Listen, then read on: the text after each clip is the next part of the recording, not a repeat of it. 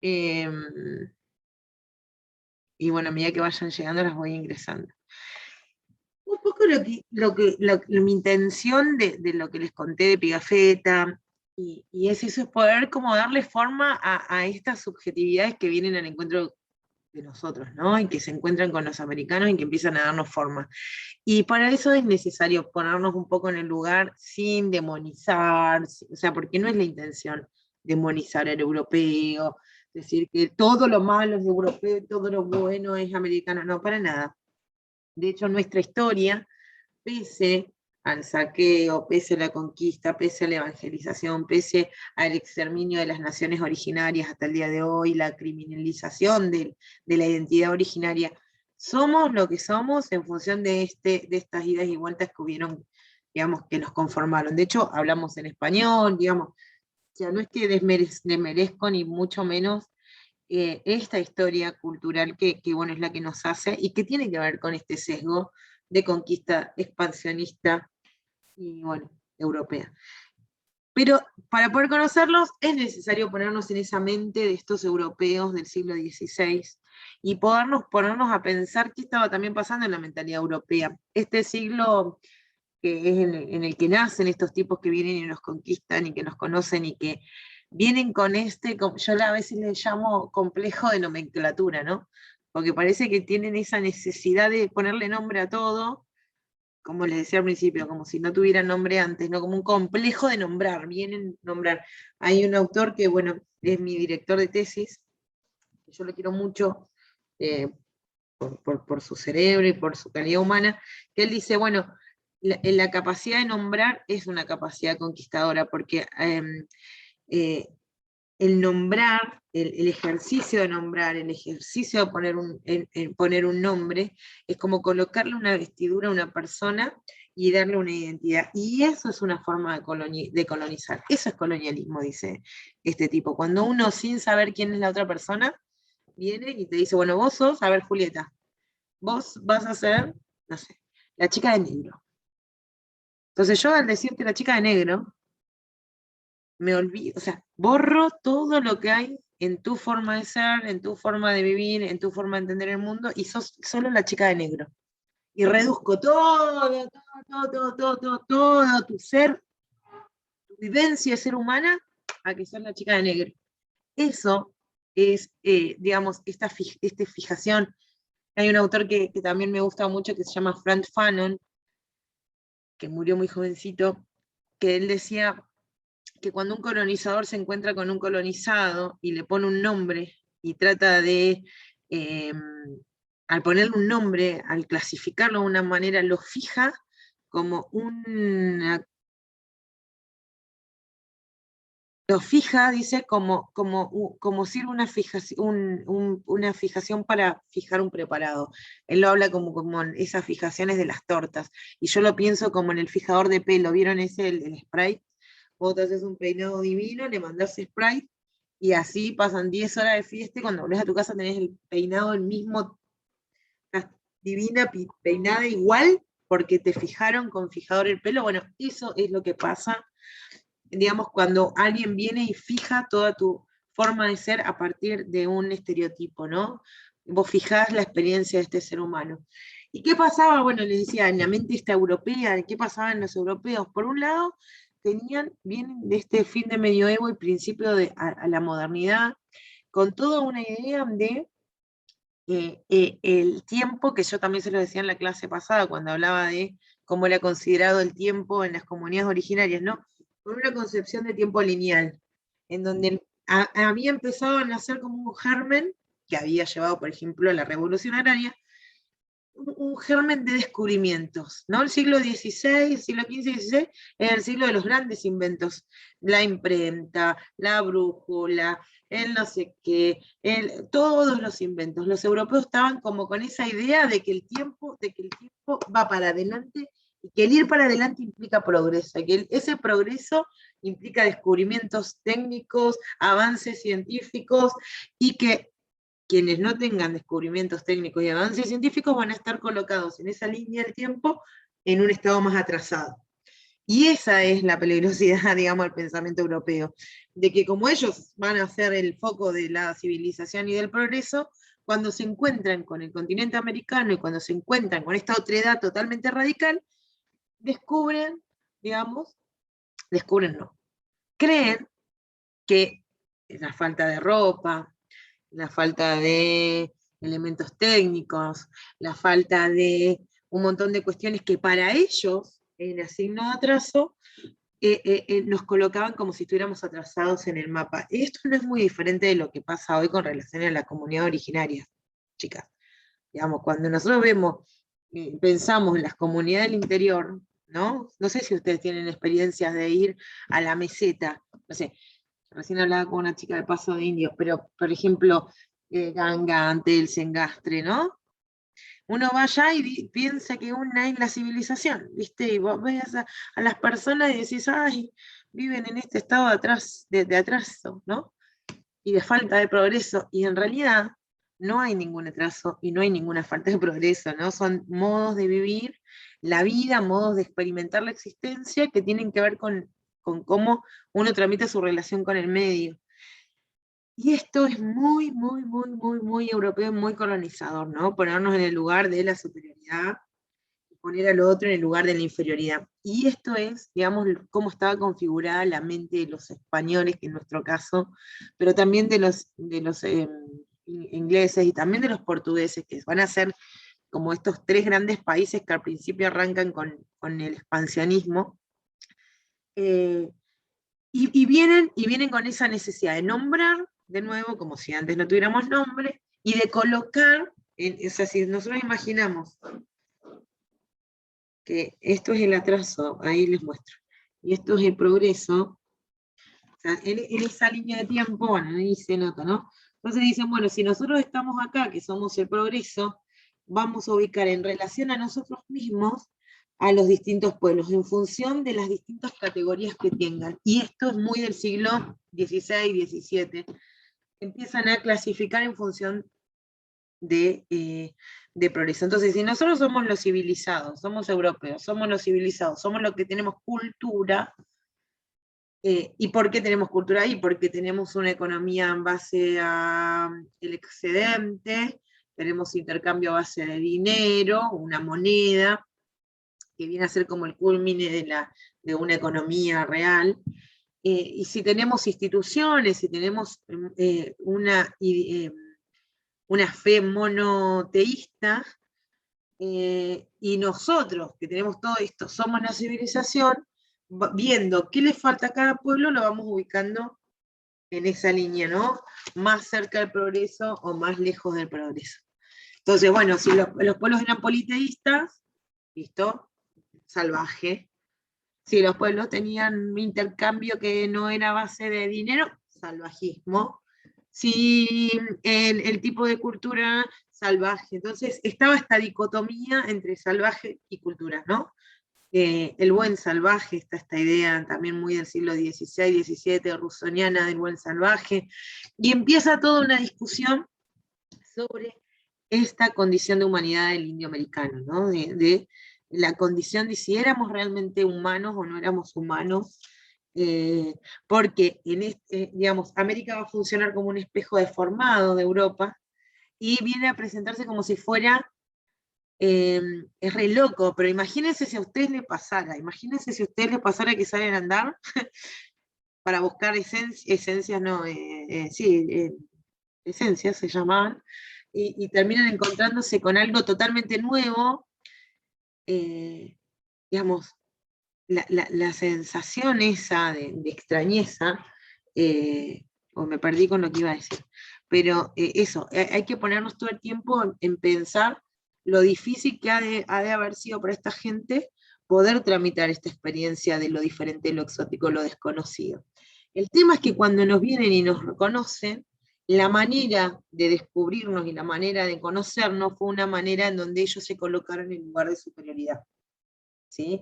Entonces, al colocarse en un lugar de superioridad, todo lo que no era europeo va a estar en un lugar de inferioridad. Y acá es donde aparecen todo lo distinto y toda la negación del otro cultural. Y ahí es donde se captura el tiempo, se captura el espacio del continente americano y queda totalmente reducido a ser el espejo, esto le quería decir, me parece, el espejo deformado de Europa. Los europeos cuando se encuentran con nosotros, imagínense, dijeron, listo, esta es la oportunidad que tenemos para estudiar la humanidad y sus orígenes, porque seguramente nosotros debemos haber sido como esta gente en el pasado.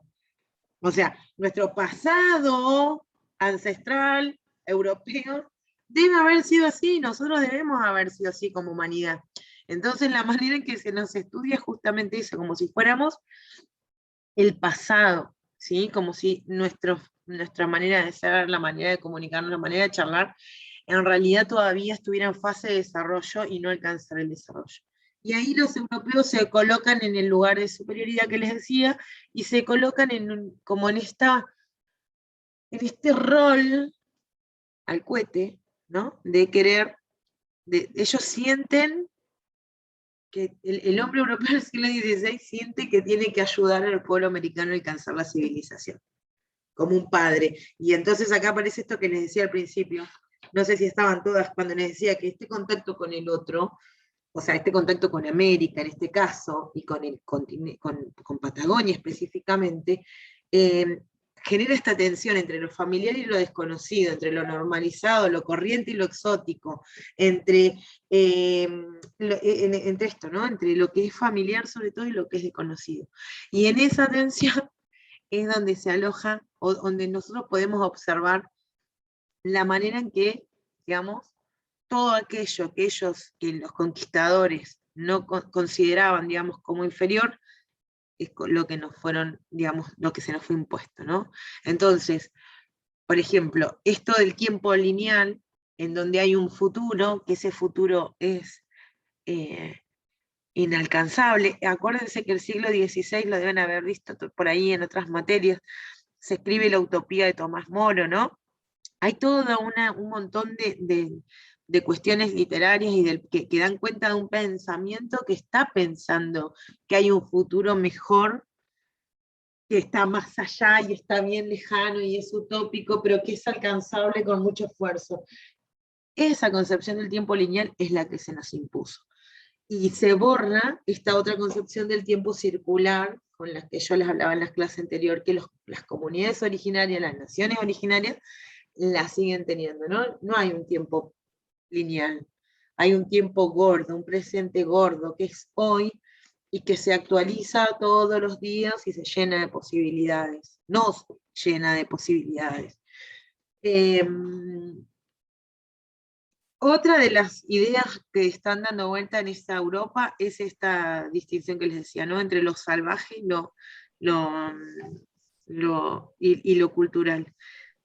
Esta idea del salvajismo tiene que ver con estadios de evolución, ¿no? El pensamiento europeo del siglo XVI, XVII, XVIII, XIX van a estar pensando, mira, 400 años pensando, van a estar esta gente, que la evolución es un camino que tiene escalas evolutivas, en donde la más bajo es la barbarie, que ahí los mismos europeos clasifican a las personas que son, a los grupos nómades, es decir, que no son sedentarios, que viven de la caza y la recolección, que viven de la recolección, la caza y la recolección de alimentos, y que, bueno, no tienen estructuras institucionales.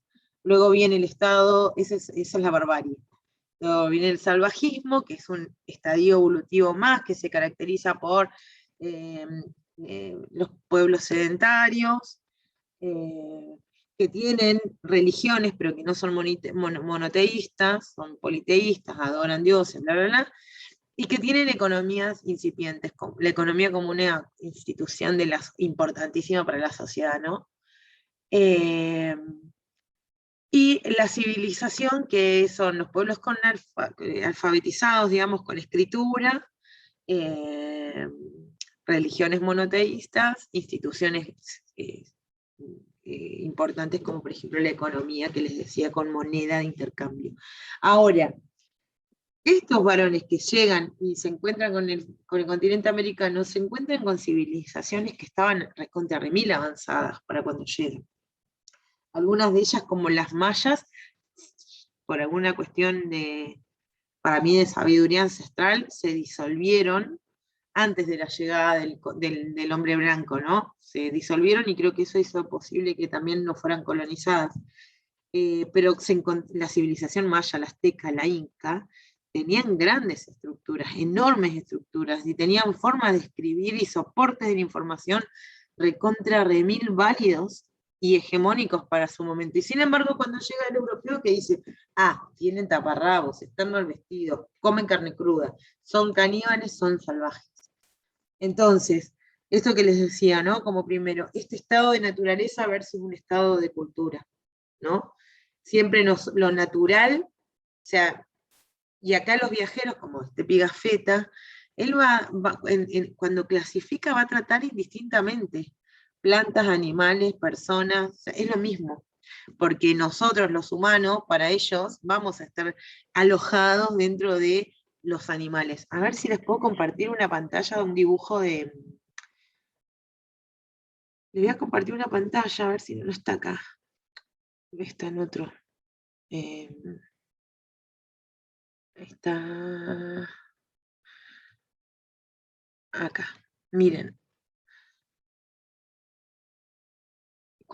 Estos son los dibujos que tenían las crónicas, ¿no? Era la imagen que los cronistas llevaban a Europa y les decían, así es el nuevo mundo, el nuevo joven, ¿no? Entonces tenemos acá los evangelizadores que tiran a los dioses, que idolatran a esta gente, y estos con taparrabos, tratando de matar a la civilización. Y fíjense, ¿no? La caracterización, cómo están caracterizados los indígenas, desnudos, con taparrabos, cómo están caracterizados los colonizadores, ¿no? Con sus ropas y sus cosas divinas.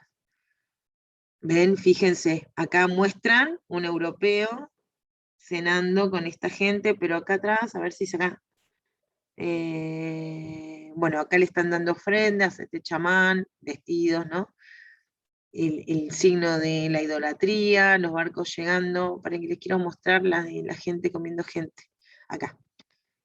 Insisto, estos eran los dibujos que hacían los viajeros y que llevaban a Europa para decirles cómo era el nuevo mundo. Fíjense, era un caos, era el desorden, era el salvajismo, por eso la idea salvaje. Fíjense, ¿ven? ¿Pueden ver las imágenes? Sí, profe. Si ven acá, Sí, miren, se ven.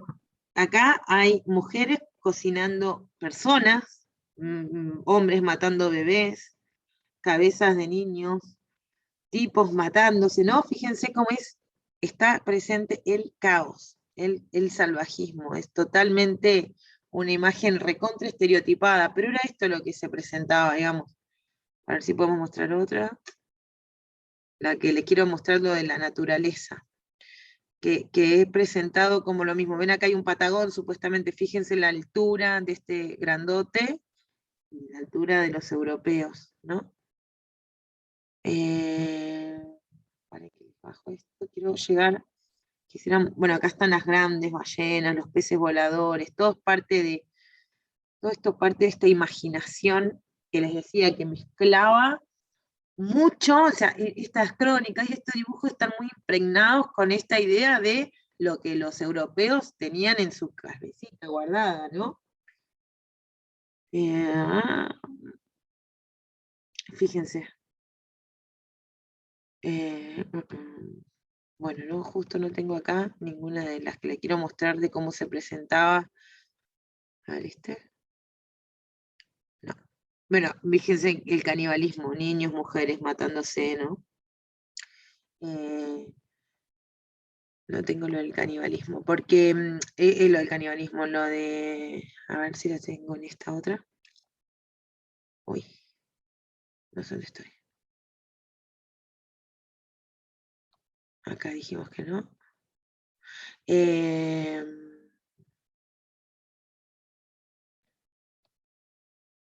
No, acá tampoco lo tengo. Pero bueno,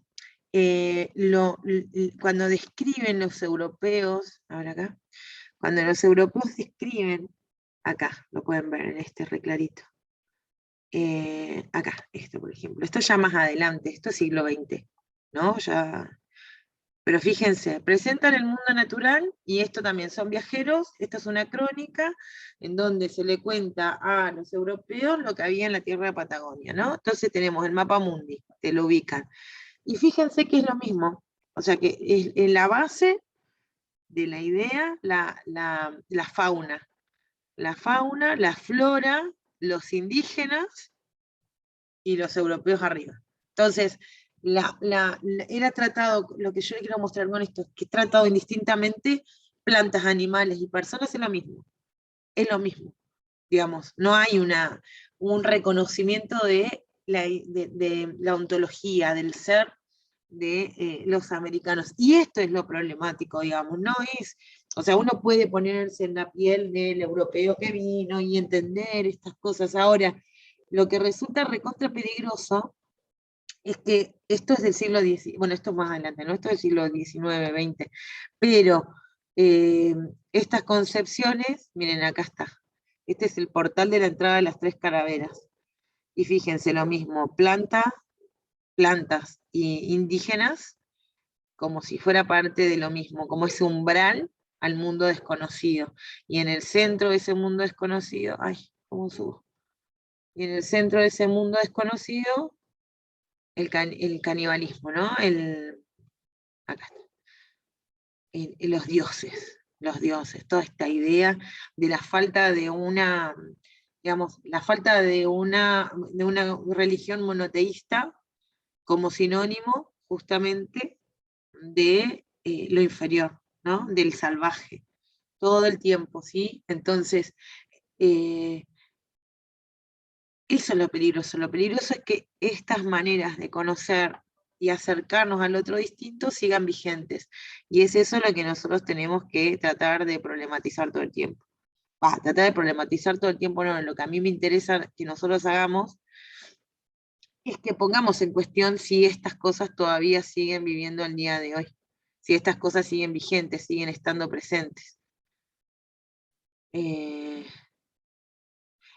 Este Pigafetta hace un relato muy curioso también de el guanaco, que acá les voy a mostrar la imagen.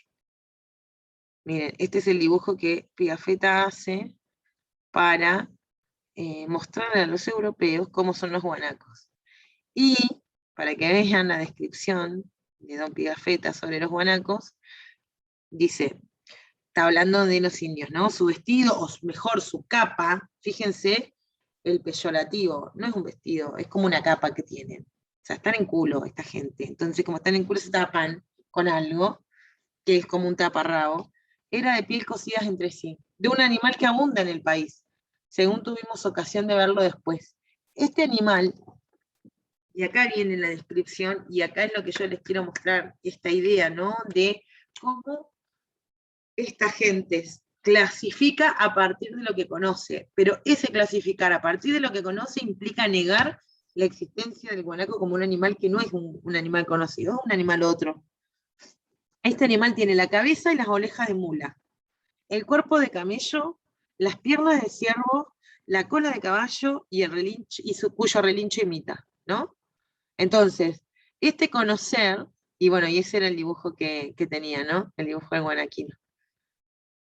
Que en realidad está bien lejos de ser parecido a un guanaco, si uno lo ve, ni se parece a un guanaco. Pero bueno, así como se describe este guanaco, con esta estrategia que se describe el guanaco, así mismo se ha conocido y se ha desplegado esa estrategia para conocer, uy, Liliana debe estar acá a contar, para conocer a los hombres y a las mujeres americanos. Y esto que habla, esto que lo que quiero mostrar en realidad, es esta imposibilidad de poder pensar y valorar y respetar al otro simplemente por ser un otro, ¿no? Sin ningún otro justificativo que sea otro, distinto a nosotros, pero que no es ni una mula, ni un camello, ni un ciervo, es un guanaco, tiene una existencia propia, ¿sí? Lo mismo nosotros, tenemos una existencia propia. No sé cuántos minutos voy de la clase. pero quisiera como abrir espacio a consultas antes de terminar de hablar.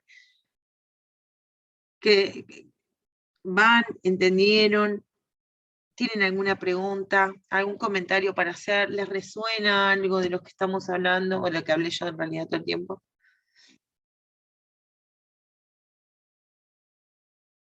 No me dejen hablando sola como mi hijo, por favor. Digan cualquier cosa, pero digan. No, se entiende, profe. Yo cuando estuve mirando sus clases recordé el libro de Bandieri que nos hacían leer, que está muy bueno sobre, también que habla cómo fueron desplazando a los nativos de la Patagonia con las fronteras. Y recordaba eso, que estudié allá por primer año el profesorado. Hermoso. Sí. Y me sirvió para la práctica después porque tuve que dar mapuches y tehuelches. Claro. Junto con Sarmiento. Hermosa Sí, la sí. mezcla. Era Sarmiento por el Día del Maestro y pueblos originarios.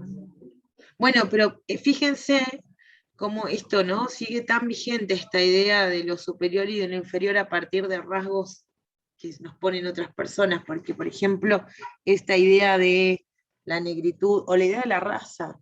La idea de la raza es una idea que es muy de moda, está muy de moda en el siglo XVI, en Europa, y que la idea de raza viene a justificar la inferioridad. Hay razas superiores, dicen los europeos, y hay razas inferiores.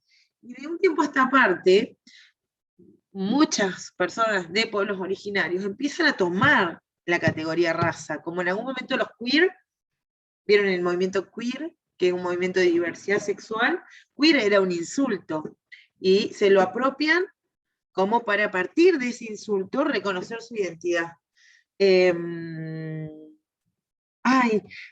Solcito, mandale, bueno, ahora hablo con vos, hablo con Carlos. Les decía lo de la raza. Entonces, sobre hace no muchos años, 15 años atrás, un montón de teóricos y gente que viene, teóricos de los pueblos originarios, empieza a decir, loco, tenemos que revalorizar la categoría raza como una categoría crítica, porque la raza nos viene a dar cuenta de toda esta masacre que hay, digamos, porque en nombre de la raza es que se nos masacró, en nombre de las razas superiores es que se borraron los pueblos originarios.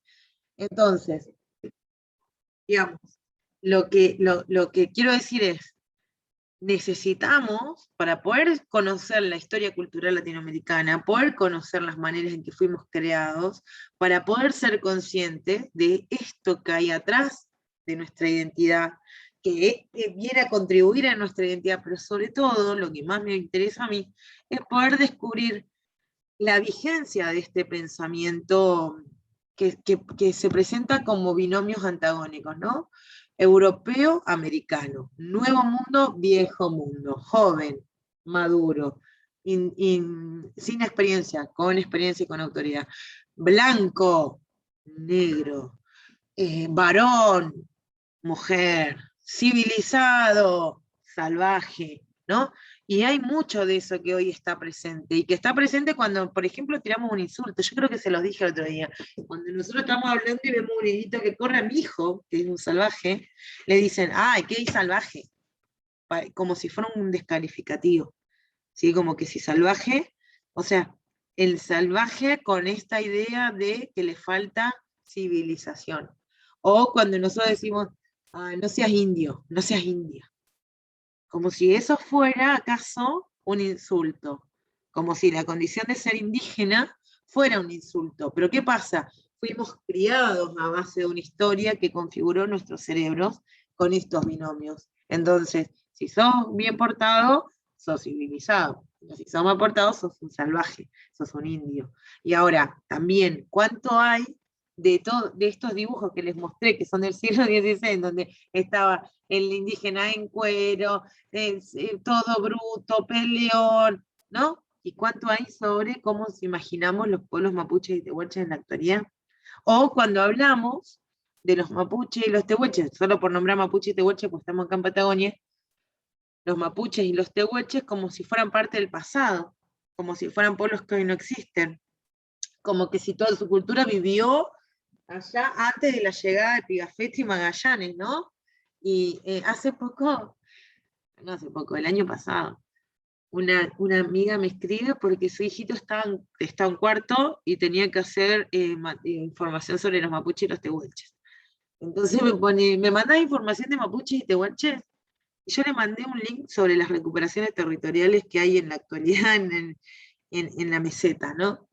Y me dice, ay, no, pero no era de eso, era información de los mapuches en los toldos. Le digo, es que negrita, bastante colonizadora tu perspectiva, porque si vos me decís información sobre mapuche y tehuelches, no son pueblos que hoy están vivos, que están recuperando su identidad, que están pensando, que están formando intelectuales, que hay antropólogos, doctores en antropología, doctores en sociología, doctores en lingüística, mapuche y tehuelches. No son parte de un pasado. No están viviendo, incluso los mapuches no están viviendo en taparrabo, en un toldo, chicas, o sea, como eso, y eso está reinstalado en el pensamiento común, ¿no? Y eso todavía responde a estas lógicas en las que fue capturado el continente americano, en lo que fue capturado la existencia de hombres y de mujeres que habitaban este suelo cuando se encontraron con esta gente, ¿no? Y de las cuales hoy descendemos nosotras. Digamos, somos hijas de esas personas, ya sean de las originarias como de las colonizadoras. Pero el tema es la vigencia que tiene este pensamiento, que todo el tiempo los voy a recordar, responde a un tiempo y un espacio determinado. Entonces, esta idea del salvaje, del niñito que es un indio, o de vos que sos una india, si no sé qué, o negro, de no sé cuánto. Siglo pasado, chicas, siglo pasado. O sea, eso responde a Europa del siglo XIX, ¿no? No responde a Patagonia del siglo XXI, ¿sí? Pero se sigue reproduciendo como si estuviera vigente, y eso es lo peligroso, y ahí es donde a mí me interesa, digamos, poder orientar la materia todo el tiempo a esa búsqueda, ¿no? A la búsqueda del reconocimiento de nuestra historia cultural desde un punto de vista crítico. Eso. Hablo un montón. Quedan pocos minutos. ¿Alguien quiere decir algo más? Ah, sí. Decime, Sire. Hola, no sé si se escucha bien, pero voy a intentar preguntar. Es sobre las diferencias entre la tierra y territorio, en el sentido simbólico para los pueblos originarios. Sobre el texto que nos dio, me gustaría que nos explique, porque lo leí, pero me gustaría que por ahí lo explique usted. Rápido. Mira, la concepción de tierra está ligada a una visión, digamos, a ver, simplista lo que te voy a decir, porque no es que todas las personas que piensan en la tierra están pensando en esto, pero pensar en tierra es pensarla como un bien, como un recurso natural, posible de ser usado para el beneficio humano. Y ahí también una postura androcéntrica, ¿no? Como que nosotros somos la culmine del estado natural de la humanidad y solamente importamos los humanos en este sistema y que se satisfagan nuestras necesidades. Las comunidades originarias lo que pensaban y piensan hasta el día de hoy es en el territorio. Y que la existencia, o sea, que el territorio no es un recurso natural posible de ser utilizado para nuestro beneficio. El territorio es el lugar en donde vivimos y nosotros somos parte de ese territorio, ¿sí? O sea, el territorio nos permite a nosotros desarrollarnos como personas, porque sin territorio no sería posible nuestra existencia. Ahora, ¿cómo se entiende entonces? ¿Cómo entienden los pueblos originarios a la tierra como un bien común? ¿Sí? Como un bien común, no un recurso natural, sino que es un bien de todos y de todas las personas. Y como ese bien común no es que podemos utilizarlo para satisfacer sin parar nuestras necesidades, sino que lo tenemos que aprovechar, dicen, con respeto, porque son inagotables, y porque en realidad son los que nos potencian la vida, nos permiten la vida, nos favorecen la vida. Sin bienes comunes no tenemos forma de vida, porque, bueno, un bien común es el agua. Entonces, sin agua no vive nadie, ni la empresa, ni el intendente, ni el gobernador, ni nadie, ni vos, ni yo, ni tu hijo, nadie, nadie, nadie, nadie vive. Entonces es algo que nos pertenece a todos, es un bien común, no es un recurso natural. La montaña no es una cosa para ir y explotar, la montaña es generalmente lo ancestral. Otra de las cosas que dice el texto sobre los lugares como de reconocimiento, o sea, esto que un lugar hace tu identidad. Por ejemplo, si uno piensa, hay muchos pueblos que, o sea, si uno charla en realidad con gente de la meseta, te dicen, bueno, ¿vos dónde vivís? Y yo vivo en Sierra Rosada, cerca de Chacay.